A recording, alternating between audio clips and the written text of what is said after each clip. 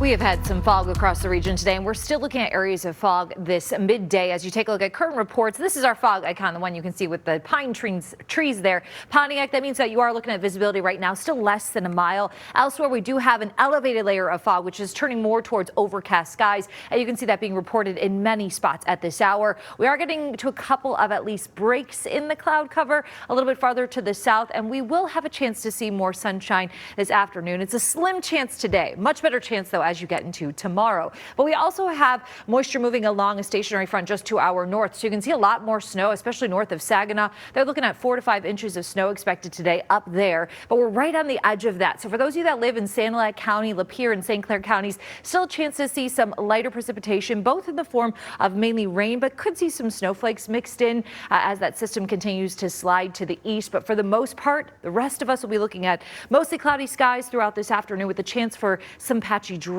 That'll be about it. But as we get into tomorrow, we will be looking at our skies clearing out, which will be quite nice. However, it's going to be colder. So overnight tonight, again, our skies will start to clear. That'll allow our temperatures to drop into the low 20s by tomorrow morning. But we do have some sunshine coming our way. Again, that'll help bump things up at least mostly out of the 20s by tomorrow afternoon. But let's focus on today. First, high temperatures will be into the low 40s, especially if you live through our southern 4 counties, so Lenawee, Monroe, Washtenaw, and Wayne counties. Farther to the north, it may be a struggle to get into the 40s, but at least we'll stay above the freezing mark today. So a relatively warm start to the week, but of course plenty of clouds across the region. Tonight we're down into the 20s. We'll keep it mostly cloudy, then eventually get to partly cloudy skies by daybreak. A very quiet night ahead, but that's unfortunately not going to be the case for the entire week. Let's jump back into Tuesday and take a look at Tuesday as we move throughout the day. Again, some breaks in the cloud cover, though wouldn't rule out a couple of flurries too, some lake effect flurries moving through, but it's really once we get into Wednesday.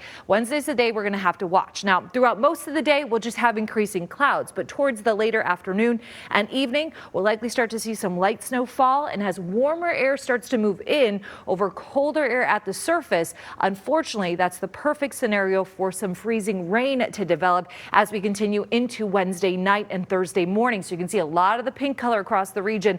That would be freezing rain. So freezing rain falls as rain, and when it touches a surface that's at or below freezing, which we will have in southeast Michigan, it will turn to ice. So we're likely going to have some big impacts for the Thursday morning commute. Black ice out there and potentially a few power outages depending on how much ice accumulates on nearby trees or even power lines across the region. Now, as we take a look at throughout the day on Thursday, still in the morning here, 7 a.m., and then we'll continue getting towards the afternoon. Eventually, warmer air comes in and we actually clear out. So it's really the morning that'll be the biggest concern, while conditions should improve throughout the day. But we do have another storm actually on tap coming in this upcoming weekend as well that'll likely bring us more freezing rain as our temperatures hover close to the freezing mark all the way through Sunday.